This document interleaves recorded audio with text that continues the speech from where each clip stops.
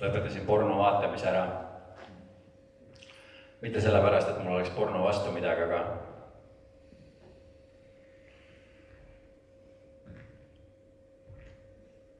lihtsalt ei ole minule mõeldud pornožanri.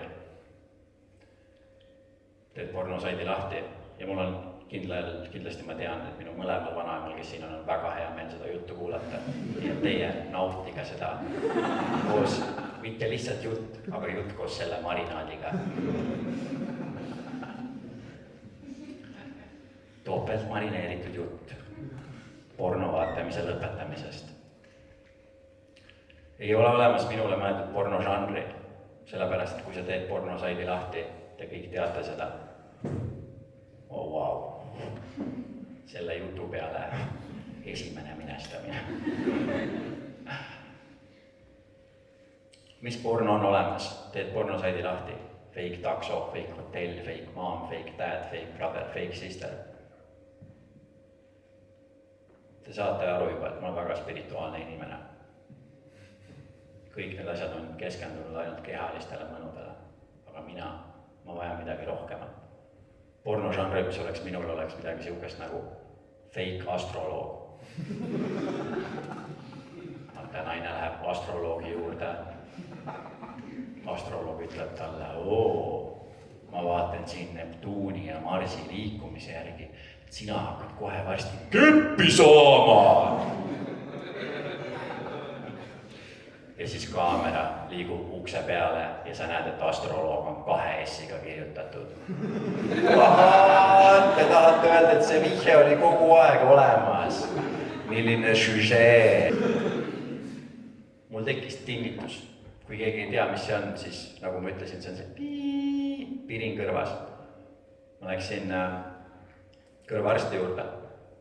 Ütlesin, et mul on selline piring kogu aeg kõrvas. Siis ta oli nagu, naised, ei, ta ei teinud niimoodi.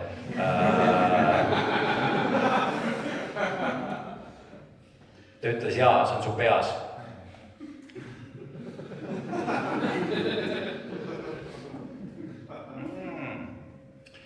Aitäh sulle, doktor. Sest nii palju, kui mina tean, siis jah, kõik hääled, mida ma kuulen, on mu peas. Pea on see koht, kus me hääli kuuleme. Kui ma käin kontserdil ka, siis ma kuulen seda muusikat oma peas, mitte Liivalaia K-Marketis, eks ole.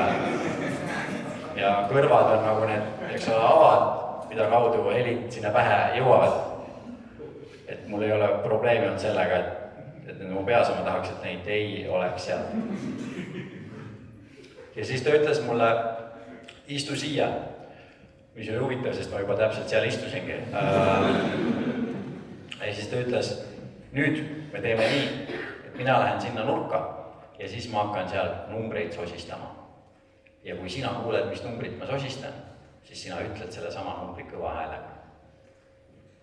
Ja kujutate ette, mida see peast segane inimene tegi siis me. Okei, te arvasite õigesti, et ta tegi täpselt seda, mis ta lubas, ta läks nurka.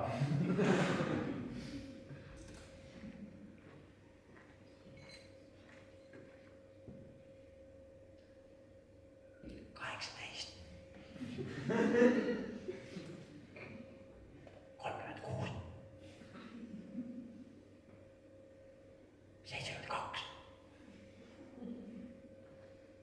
Ja ma mõtlesin, et okei, aasta on 2023, nagu siis oli, ja sina saad 8000 eurot kuus palka ja meie meditsiinisüsteem on arenenud nii kaugel, et sina ravid minu tinnituse ära nurka sosistamisega. Ja ma mõtlesin nii paljude erinevate asjade peale, mida ma saaks nagu talle vastu öelda, mis oleks sama absurdsed kui see, mis tema teeb. Ma mõtlesin, et ma lihtsalt ütlen talle, ma olen nii üksi.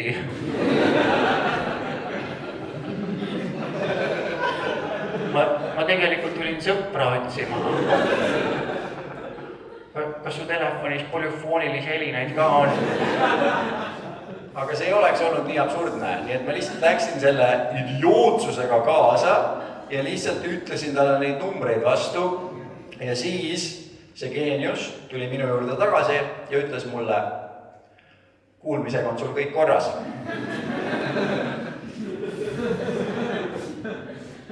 Ja mina ütlesin, ja doktor, ma tean, ma ei ole kordagi öelnud, et ma ei kuuleks, mul on rohkem probleeme sellega, et ma kuulen liiga palju asju ja las ma toon paar näidet nendest asjadest, mis ma kuulen näiteks Pinimu kõrvas ja oota, üks oli veel, õige hea, mingid numbrid, mida keegi sosistab.